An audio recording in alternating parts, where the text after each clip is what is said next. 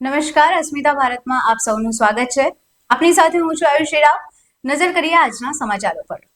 Anand bank of બરોડાની Chikhodra શાખામાં થયેલ 60 તોલા સોના અને 10 લાખથી વધુની રોકડની ચોરીનો ભેદ આણંદ એલસીબી પોલીસે ઉકેલ્યો છે। લોકલ ક્રાઇમ બ્રાન્ચ દ્વારા બેંક ઓફ બરોડા ચિખોદરા શાખાના લોકરમાંથી 60 તોલા સોનું ₹10,50,000ની રોકડના ચોરીના ગુનામાં બેંકમાં પટાવાળાની ધરપકડ કરવામાં આવી હતી। બેંકના પટાવાળાએ સમગ્ર ચોરીને અંજામ આપ્યો હતો। આણંદ રૂરલ પોલીસ સ્ટેશન ખાતે બેંક ઓફ બરોડા ચિખોદરા શાખામાં લોકર ધરાવતા સુભાષભાઈ કાંતિભાઈ પટેલે ફરિયાદ નોંધાવી હતી।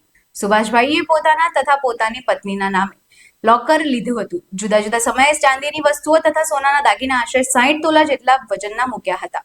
બેંકમાં પટાવાળા ફરજ બજાવતા હતા વિપુલભાઈ વિનુભાઈ કેસરિયાએ ફરિયાદીના બેંકના લોકરની ડુપ્લિકેટ ચાવી બનાવી ચોરીને અંજામ આપ્યો હતો। કપિલભાઈ, અસ્મિતા ભારત, ખેડા।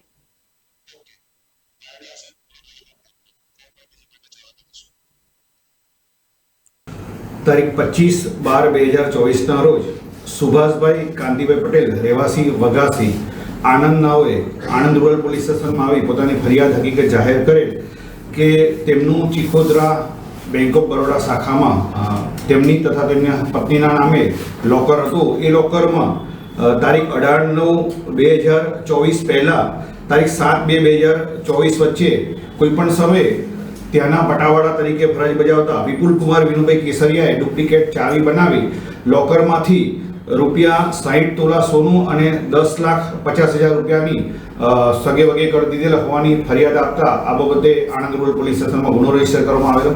આ ગુનામાં એમાઉન્ટ ખૂબ જ મોટી હોય અને તેમાં બેંક ઓફ બરોડાના લોકરમાંથી પૈસાની સગે વગે કરેલ હોય। ગુનાની ગંભીરતા સમજી પોલીસ અધિક્ષક શ્રી જસાણી સાહેબે સદર ગુનાની તપાસ એલસીબી ને સોંપેલી હતી। આ ગુનાની તપાસ પીઆઈ HR બ્રહ્મભટ્ટની સૂચના અને માર્ગદર્શન હેઠળ પોલીસ ઇન્સ્પેક્ટર પાવરાએ હાથ ધરેલી।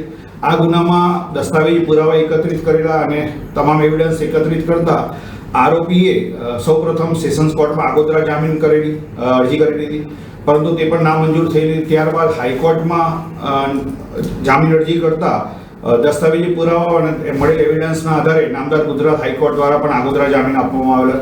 ત્યારબાદ સદર આરોપીએ નામદાર સુપ્રીમ કોર્ટમાં પણ આગોતરા જામીન માટે અરજી કરી લીધી, પરંતુ એકત્રિત કરેલા પુરાવાના આધારે નામદાર સુપ્રીમ કોર્ટે પણ તેઓના જામીન મંજૂર કરેલા નહીં અને તેમને 2 વીકમાં સરેન્ડર કરવા માટે સૂચના આપેલ। જે અનુસંધાને આરોપી વિપુલ કુમાર વિનુભાઈ કેસરિયા તારીખ 20/3/2025ના રોજ એલસીબી સમક્ષ સરેન્ડર થતા આ ગુનાના કામે તેઓની ધરપકડ કરવામાં આવેલી છે અને તેઓને નામદાર કોર્ટમાં રજૂ કરી તારીખ 27/3/2025ના દિન 7ના પોલીસ કસ્ટડી રિમાન્ડ મેળવવામાં આવેલા છે।